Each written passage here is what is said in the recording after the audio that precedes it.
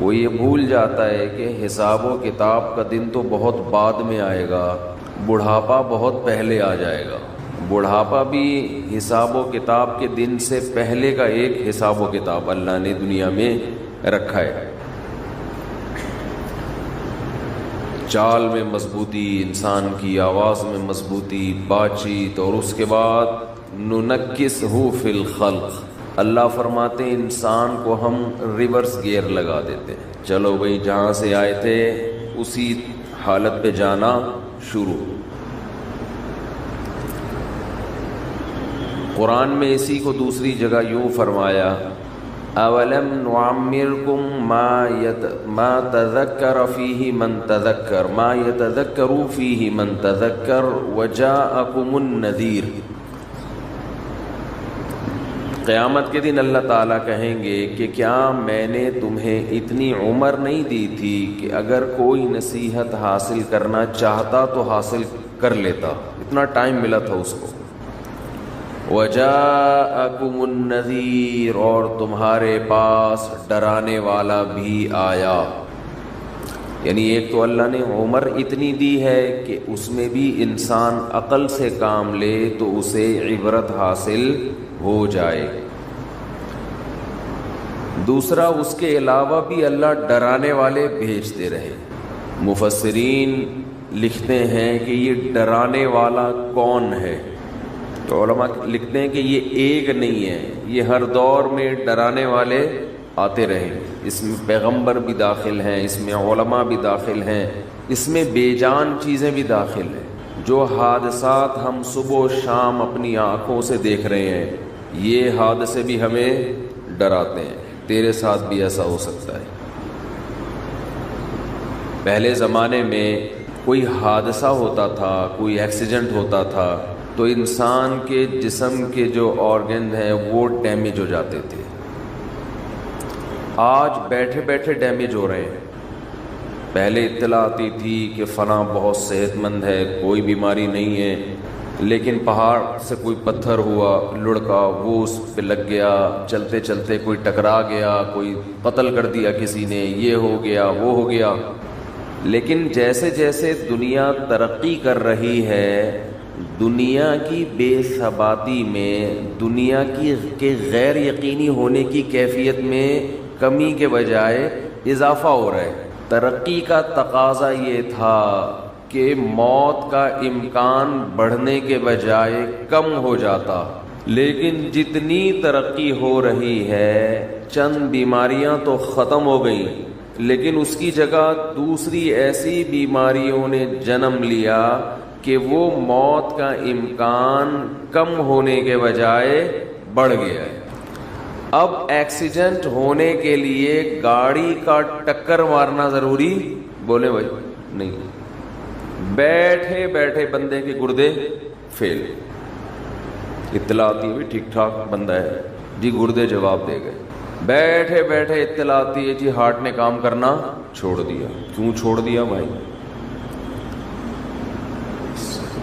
بہت سی بیماریوں میں تو ڈاکٹر کو بھی ریزن پتا نہیں ہوتی، یہ کیا ہو گیا اس کو بیٹھے بیٹھے،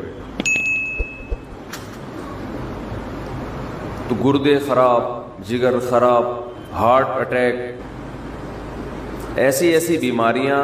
ہمارے ایک جوان دوست فٹ فاٹ، صبح اٹھے ہیں تو آدھے پیرالائز، آدھے دھڑنے کام کرنا چھوڑ دیا۔ یہ اللہ کی طرف سے سگنل ہوتا ہے کہ ابھی آدھا خراب ہوا ہے، تھوڑے دنوں میں پورا خراب ہو جائے گا۔ جیسے اس آدھے دھڑ کے خراب ہونے کی آپ کو امید نہیں تھی، آپ خوش فہمی میں تھے کہ میں پورا ہی صحیح رہوں گا، جیسے ابھی پورا صحیح ہوں تو ہمیشہ پورا صحیح۔ اللہ آدھے پہ فالج گرا کے بتاتے ہیں کہ آدھی موت میں نے تجھے دے دی، ایسے ہی باقی بھی مر جائے گا کسی دن۔ لیکن جس کی پوری باڈی ٹھیک ہے وہ بھی موت کے لیے تیار نہیں، جس کی آدھی خراب ہو گئی آدھی ٹھیک ہے وہ بھی کھوپڑی میں موت کا تصور بٹھانے کے لیے تیار نہیں۔ ہر کام کے لیے ایگری ہے، معذرت کے ساتھ، کمبخت مرنے کے لیے تیار نہیں ہے۔ کمبخت کا لفظ تو ہلکی گالی ہے، کھوپڑی میں یہ بٹھانے کے لیے تیار ہی نہیں ہے کہ میں مر بھی سکتا ہوں۔ بڑھاپا ہے آگے. رسول اللہ صلی اللہ علیہ وسلم نے فرمایا جوانی کو غنیمت سمجھو کس سے پہلے؟ بڑھاپے. یہ میں حدیث کا پہلے ترجمہ کر دیتا ہوں تاکہ پوری حدیث ایک دفعہ سامنے آ جائے. صحتک قبل سقمک، بیماری سے پہلے غنیمت سمجھو صحت کو. آپ آج صحت مند ہیں، کل صحت مند بولیں نہیں ہوں گے. یہ جو فٹ فاٹ گھوم رہے ہیں ہمیشہ تھوڑی فٹ فاٹ رہیں گے. آپ کس خوش فہمی میں مبتلا ہو گئے بھائی. جو ڈاکٹر لوگوں کو صحت دیتا ہے وہ خود کل بیمار پڑا ہوگا بستر پہ. صحتک قبل سقمک فراغک قبل شغلک. فرمایا آج کی فراغت کو مشغولیت سے پہلے غنیمت سمجھو. آج آپ کے لیے عبادت کا ٹائم ہے. آج آپ کے پاس اللہ کے بارے میں سوچنے کا ٹائم ہے. آج آپ کے پاس خیر کے کاموں کا ٹائم ہے. کل ایسی مصروفیت آ سکتی ہے کہ ہو سکتا ہے سر کھجانے کی فرصت آپ کے پاس نہ ہو. کوئی ایسی ٹینشن آ سکتی ہے کہ اسی میں مشغول ہو جاؤ. ابھی تو پب جی کھیلتے رہو بیٹھ کے فارغ ہو. کوئی بیماری مسلط ہو سکتی ہے. مشغولیت کا مطلب یہ نہیں کوئی ایسی جاب لگ جائے جس میں آپ 24 گھنٹے مشغول ہو، یہ بھی ممکن ہے. مشغولیت کا مطلب کوئی ایسی فکر، کوئی ایسی ٹینشن جو آپ کو تمام چیزوں سے غافل کر دے اور ایک ہی چیز کے پیچھے آپ لگے رہو. اس میں آپ کو کسی دوسری چیز کے بارے میں سوچنے کا موقع نہ ملے. جیسے کوئی بھوکے سے پوچھے کہ 2 اور 2 کتنے، تو وہ جواب میں کہتا ہے 4 روٹیاں. بھوک ایسی ٹینشن ہے کہ آدمی کو ہر چیز سے غافل، صرف وہ روٹی کے بارے میں سوچے گا. تبھی میں رمضان میں عصر کے بعد بیان بولو نہیں کرتا. مجھے پتہ ہے اس وقت ان کا دماغ خالی نہیں ہے، ان کے دماغ میں پکوڑے اور سموسے گھسے ہوئے. ان کو سمجھائیں گے سمجھ میں نہیں آئے گا. نبی صلی اللہ علیہ وسلم نے فرمایا پچھلی امتوں میں ایک پیغمبر نے جہاد کا حکم دیا اپنے ماتحت لوگوں کو. لڑائی اتنی سخت تھی، اتنی سخت، مسلمان کمزور تھے، دشمن بہت طاقتور. تو ان پیغمبر نے حکم دیا کہ جس شخص کی نئی شادی ہوئی ہے اس کو ہمارے ساتھ جانے کی اجازت نہیں ہے. کیوں؟ وہ میدان میں بہادری سے لڑے گا نہیں، اس کا دل اٹکا رہے گا. یہ مثال ہے کہ انسان کے سامنے کوئی بھی آپ نے اس کو ویژن دینا ہے، کوئی بھی بات اس کے دماغ میں اتارنی ہے تو خالی ذہن ہونا ضروری ہے. کھوپڑی میں کچھ بھی اگر اس کے گھسا ہوا ہوگا تو وہ آپ کی بات غور سے بولو بھائی نہیں سنے گا. یہ کھوپڑی جو ہے نا یہ ایک ہی ٹائم پہ 2 جگہ مشغول نہیں ہوتی. بھوک لگ رہی ہے اور آپ اس کو کچھ بٹھا کے سمجھا رہے ہیں، سمجھ میں نہیں آئے گا. لوگ مجھے کہتے ہیں رمضان میں، ابھی تو گزر گیا رمضان میں جا کے آپ بیان کریں. میں کہتا ہوں بھائی رات کو بیان کروں گا، دن میں بیان نہیں کروں گا. لوگوں کی حالت دیکھی نہیں جا رہی ہوتی. دن کے اندر عجیب اسٹائل میں بیٹھے ہوئے ہوتے ہیں، منہ سے نہیں بول رہے ہوتے، بزبان حال کہہ رہے ہوتے ہیں پکوڑے لے کر آئے ہو جیب میں کہ نہیں لے کر آئے ہو بس. اور میں کہتا ہوں نا جو افطاری کے ٹائم پہ آپ کسی کے آگے سے ایک سموسہ ہٹا کے دکھائیں، آپ دیکھیں اس کی کیفیت کیا ہوتی ہے. یہ انسانی فطرت ہے. تو آپ صلی اللہ علیہ وسلم نے فرمایا فراغک قبل شغلک. ابھی اللہ نے فراغت دی ہے، دماغ آپ کا بہت ساری چیزیں سیکھ سکتا ہے، بہت سارے کام مثبت کر سکتا ہے. اس خوش فہمی میں مت رہنا کہ دماغ ہمیشہ ایسا ہی فارغ رہے گا. آپ نے اس فراغت کو پب جی میں لگا دیا، آپ نے اس فراغت کو فضول محفلوں میں ضائع کر دیا، تاش کھیلنے میں، سنوکر میں ضائع کر دیا.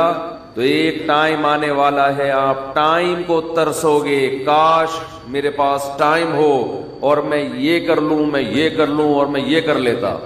اکثر میں نے وہ لوگ جنہوں نے سچی توبہ کی ہے گناہوں سے، یا وہ غیر مسلم جنہوں نے اسلام قبول کیا ہے، اکثر ان کو میں نے جتنا اس بات پہ تڑپتا دیکھا ہے کہ کاش جو وقت گزر گیا وہ واپس آ جائے، اتنا کسی اور بات پہ ان کو میں نے تڑپتا ہوا نہیں دیکھا کہ ہم دیر سے آ رہے دین کی طرف. یہ جو ہمارا نقصان ہو گیا اس میں ہم بہت کچھ کر سکتے تھے.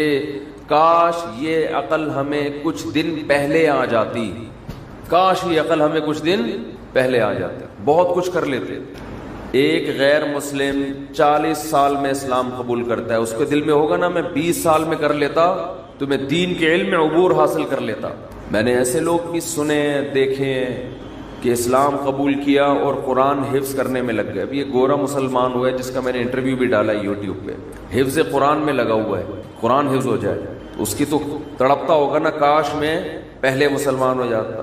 اور وہ ہے بھی امریکن فوجی, افغانستان میں لڑنے کے لیے گیا تھا, وہاں ریٹائر ہوا, اسلام قبول کیا. اور ادھر میرا خیال ہے یہاں بھی, ادھر بھی ایک دن ہم نے گھومتا ہوا دیکھا تو کوئی لے کر آیا اس کو, یہاں اتنی بڑی داڑھی ماشاءاللہ, شلوار قمیص پہنے ہوئے. میں سمجھا کوئی ہمارے KPK کے پٹھان بھائی ہیں, نیا ہوٹل کھولا ہے انہوں نے یہاں پہ, تو ہم نے کہا ٹرائی کریں گے, چائے وائے جا کے پئیں گے. پتہ چلا بھائی یہ تو اردو آتی نہیں, تو امریکن ہے, قد بھی ماشاءاللہ. اور عجیب بات دیکھو میں آپ کو بتاؤں, میں پینٹ شرٹ کے خلاف نہیں ہوں, میں نہیں کہتا کہ گناہ ناجائز ہے, نہ, لیکن انسان جب سچے دل سے توبہ کرتا ہے تو وہ غیروں کی ہر چیز چھوڑنے کی کوشش کرتا ہے. یہ میں نے بہت انگریز دیکھے ہیں, مسلمان ہوئے تو پینٹ شرٹ چھوڑ دی انہوں نے, حالانکہ ان کو کسی نے نہیں کہا کہ یہ کیا ہے, جائز ہے ناجائز. انہوں نے کہا اس بحث میں چھوڑو یار, جائز ناجائز سب کچھ چینج کرو. میں نے خود دیکھے ایسے گورے, ادھر کنورٹ ہوئے, جبہ پہن لیا عربوں والا, شلوار قمیص پہن لی پاکستانیوں جیسے. تو اس کی یوٹیوب پہ ویڈیو پڑی ہوگی, آپ دیکھ سکتے ہیں, اس کے میں نے گورے کا انٹرویو لیا تھا, شلوار قمیض. میں پھر کہہ رہا ہوں کہ پینٹ شرٹ حرام ناجائز نہیں ہے, لیکن یہ انسان جب سچی توبہ کرتا ہے نا, جب وہ آتا ہے تو کہتا ہے بس اس کی ہر چیز چھوڑو, ہر چیز چھوڑ دو. ایک انگریز مسلمان ہوا ماشاءاللہ, یہ 25 سال پرانی بات بتا رہا ہوں, ہمارے مدرسے میں تھا, وہ عربی لباس اس کا, اور بڑی لمبی لمبی نمازیں پڑھتا تھا. ہم اس کی نماز دیکھ کر شرمندہ ہوتے ہیں کہ یار اتنی تمیز سے نماز پڑھتا ہے. اس پر اکثر مجھے ایک واقعہ یاد آتا ہے, ایک انگریز مسلمان ہوا تو بڑی تمیز سے نماز پڑھتا تھا.